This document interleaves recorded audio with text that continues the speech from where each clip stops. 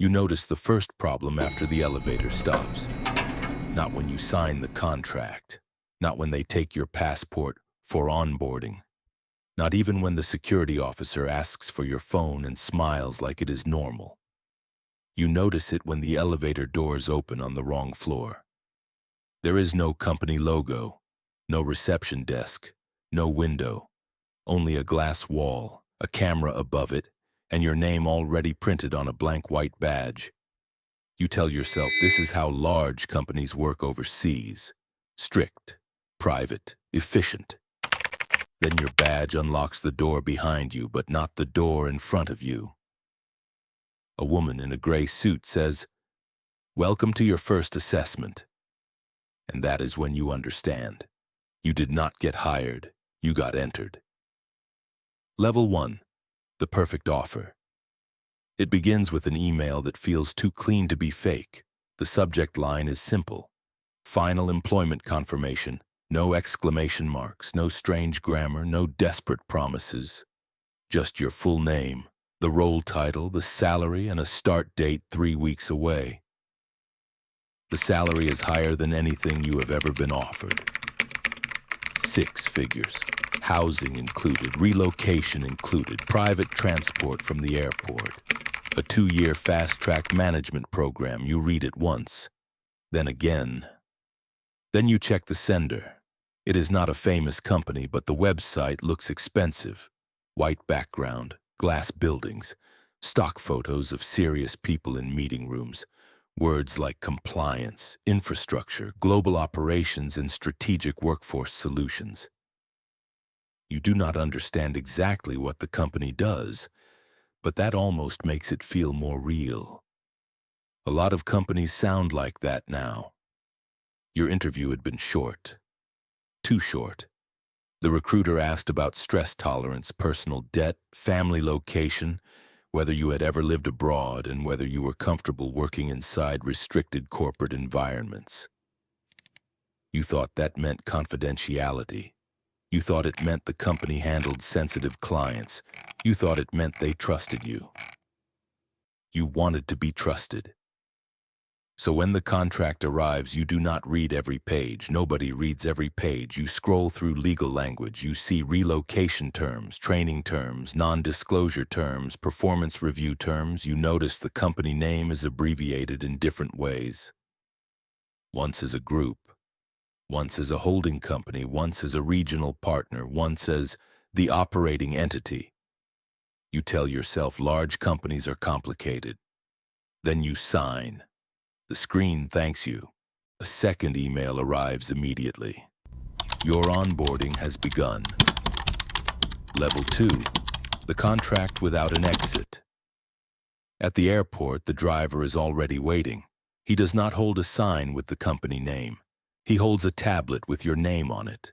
That should feel professional. Instead, it feels personal. The car is black, quiet, and too clean. The driver does not ask how your flight was. He only asks for your passport. For arrival verification, he says. You hesitate. He points to the back seat where a sealed envelope is waiting. Inside is your temporary housing card, a meal card, and a printed schedule for the first 72 hours. Everything looks official, so you hand him the passport. This is your second mistake. The building is not downtown. It is outside the city, past office parks and half-finished towers, behind a gate with no brand name. Inside, the lobby is silent. No employees walking around with coffee, no reception music, no wall of company awards. Just polished stone, a security desk, and cameras hidden in black glass. A woman from onboarding meets you. She already knows how long your flight was delayed. She already knows you did not check a second bag. She already knows your emergency contact. She says your phone must be placed in secure storage during the first assessment period. You ask how long that period lasts. She smiles. Until your baseline is established. You want to ask what that means. Instead, you sign another form. This one is shorter, 1 page, no company logo. At the bottom, the signature box is already highlighted. You tell yourself this is normal. Strict companies do strict things. Then she gives you a white badge with no title and no department. Only your first name. Not your full name. Just the name they have decided to use. Level 3. The first locked door. Your room is inside the same complex. They call it temporary executive housing. It looks like a hotel room that forgot to be comfortable.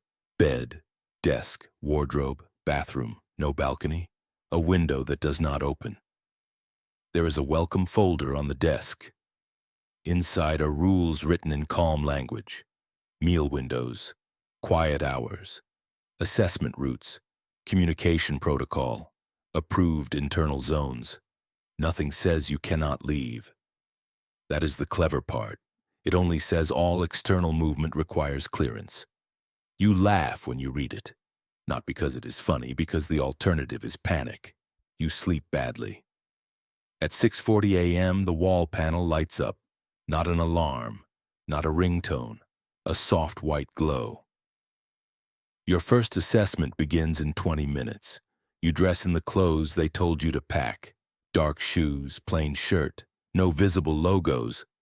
In the hallway, other people step out of identical rooms. Nobody speaks. Everyone has the same white badge. You follow the floor arrows to the elevator. Your badge works for the elevator. It works for the cafeteria. It works for the assessment room. But after lunch, you try another door. A simple gray door with an exit symbol above it. The badge flashes red. You try again. Red.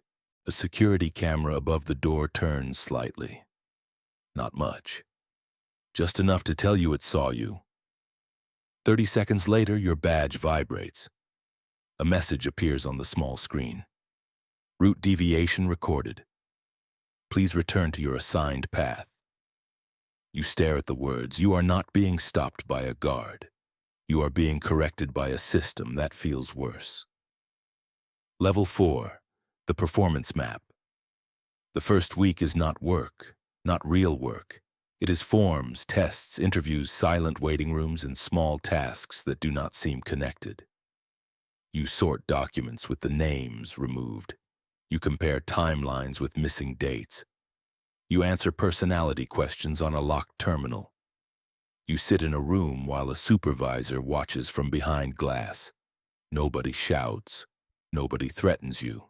They do not need to. Every day your access changes. Good score, better meal window. Late response, elevator delay, route deviation, housing review, unauthorized question, counseling session. They never call it punishment. They call it adjustment. By day 6, you understand the map. The building is not designed around rooms, it is designed around permission. Some people can enter the blue corridor. Some can enter the east cafeteria. Some can use the outdoor courtyard for 12 minutes after dinner. You earn space the way other people earn money, and you lose it faster. Your salary has not arrived, but a credit appears in your internal account. Relocation advance, housing advance, uniform advance, administrative deposit. The numbers look like money until you realize they are all negative. You ask payroll. Payroll says your external bank transfer will be activated after training clearance. You ask when training ends. Payroll says that depends on performance. You ask who evaluates performance. Payroll says the system does. That night your door opens 5 minutes late. No explanation. Just 5 minutes of standing in the hallway with your badge against the lock, listening to the mechanism refuse you. 5 minutes is enough. After that, you stop asking questions out loud. Level 5. The false helper. His name badge says Daniel. You meet him in the laundry room because that is the only place cameras do not face directly forward. At least that is what he tells you. Daniel has been here 8 months, or maybe 10. He says time becomes strange after the first performance cycle. He knows which supervisors are safe, which elevators pause between floors, which forms matter and which forms are only there to scare you. He says the company does not keep everyone, only the useful ones. Some are transferred, some are released, some are reclassified. You ask what reclassified means. Daniel looks at the camera dome in the corner and says, "It means don't become expensive. For the first time since you arrived, you feel something close to hope. Not because Daniel can save you, because someone else admits there is something to be saved from. He tells you there is a service exit near the old loading floor. Not tonight, not tomorrow. Soon. You believe him because you need to. That is the third mistake. 2 days later, your counselor asks why you have been spending time in unscheduled conversation with Daniel. You say you do not know anyone named Daniel. The counselor turns her tablet around. There you are on camera, standing in the laundry room. There is no Daniel beside you. Only you, talking to empty space. You look closer. The timestamp is wrong. The angle is wrong. The room is right. Your mouth is moving. But whatever you said has already been replaced by silence. The counselor watches your face. Then she says softly, "Trust instability is common during early integration."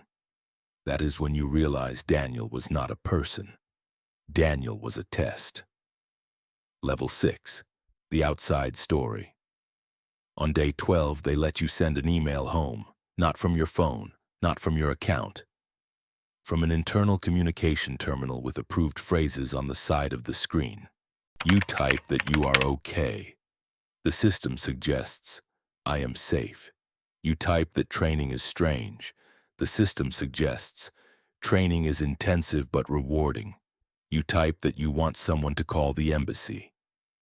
The sentence disappears. A red line appears below the empty box.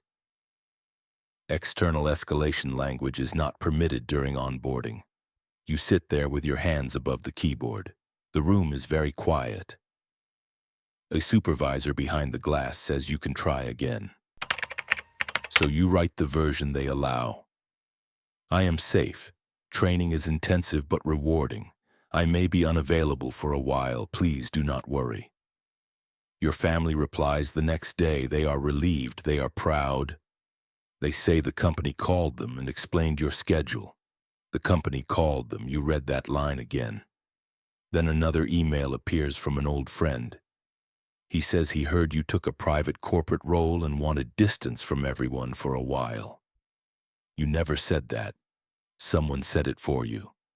By the end of the week, the outside world has a version of your life that works without you. You are not missing. You are busy. You are not trapped. You are committed. You are not silent. You are focused. The company does not need to hide you from the world. It only needs to give the world an easier story. And the easier story wins. Level 7. The work that changes you. Your first real assignment begins after your first breakdown. They do not call it a breakdown. They call it a compliance event. You cried in a windowless room after your badge stopped opening the cafeteria door. You were hungry for 6 hours. Not starving, not injured. Just hungry enough to understand that every basic thing here is conditional. After that, they upgrade you. New room, better meals, blue corridor access, a terminal with limited external data. Your job is simple. Review incoming candidate files. You are not told to recruit anyone. You are not told to harm anyone. You are not told the whole purpose. You only review profiles, debt level, family distance, relocation flexibility, communication habits, risk of outside attention, adaptability under pressure. The first time you see a file like yours, you stop breathing. Same structure, same interview notes, same relocation language, same missing company name. At the bottom is a recommendation box: proceed, delay, reject. Your hand hovers over reject. The terminal times out. A supervisor enters without knocking. She says rejection requires justification. Proceed requires none. That is how the system teaches you. Not with violence, with friction. Good choices are easy. Moral choices require paperwork. Resistance creates meetings. Meetings create evaluations. Evaluations reduce access. The next file is a young man from a small city. He has student debt. No local family, recent job loss. Strong need for stability. You recognize the hunger in his profile. You want to save him. Instead, you click delay. It feels like mercy. The system marks it inefficient. That night, your room is downgraded. Level 8. The city belongs to HR. The escape happens because it is allowed to happen. You understand that later. At the time, it feels like luck. A maintenance alarm, a crowded corridor. A door held open by a worker pushing a cart. You do not run at first. Running looks like guilt. You walk. Then you walk faster. The air outside hits your face like proof that you are still alive. For the first time in weeks, there is weather. Real weather. Humid night air. Traffic. Streetlights. Rainwater on concrete. You reach a small hotel 3 blocks away. The clerk looks at your face, then at the badge still hanging from your neck. You remove it.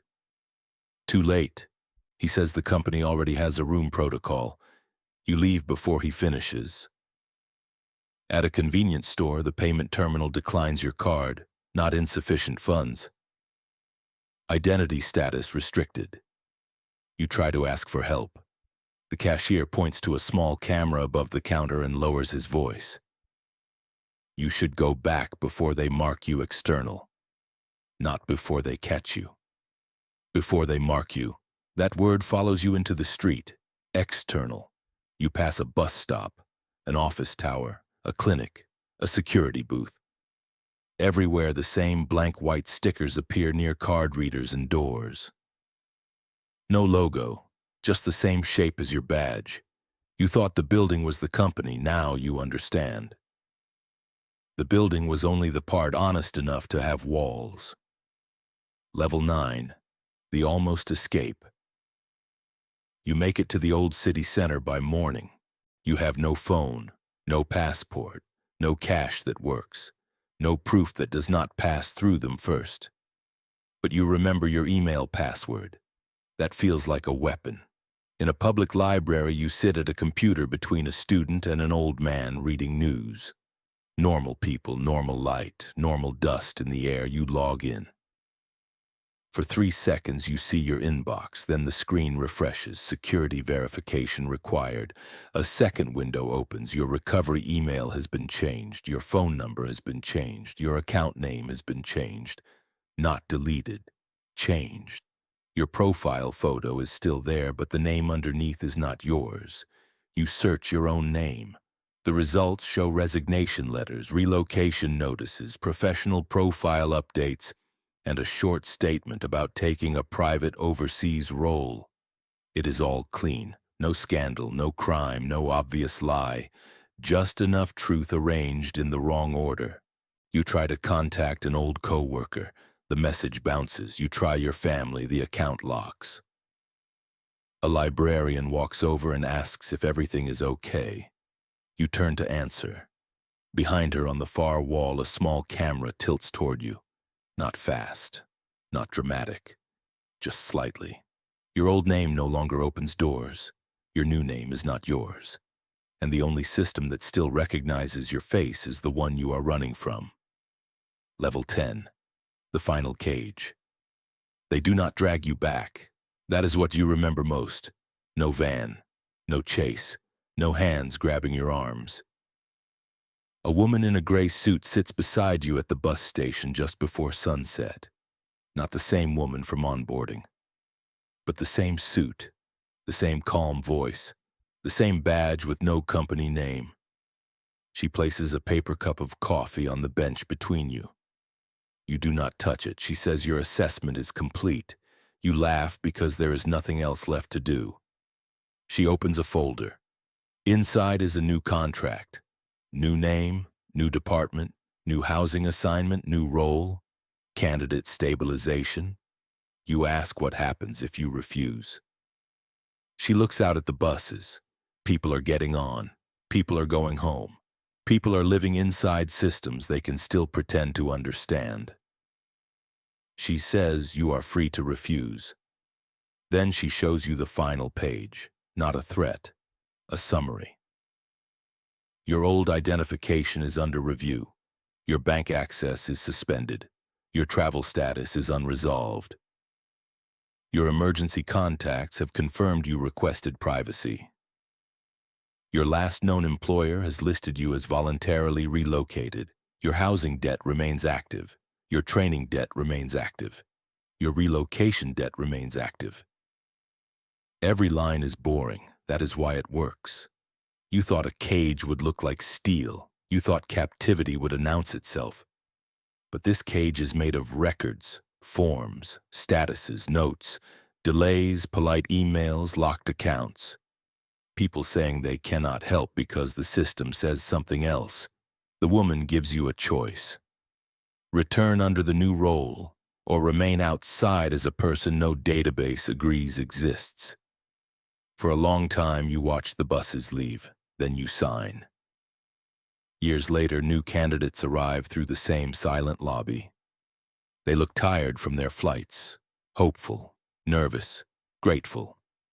They hold envelopes with housing cards and meal cards. They believe strict means professional. They believe confusion means opportunity. They believe the contract is only paperwork. You stand behind the glass now. Gray suit, blank badge, calm face. One of them looks directly at you. For a second, you almost warn him. Then his elevator arrives. The doors open. The system does not chase him. It waits. And when the doors close, you understand the final rule. The system never needed to catch you.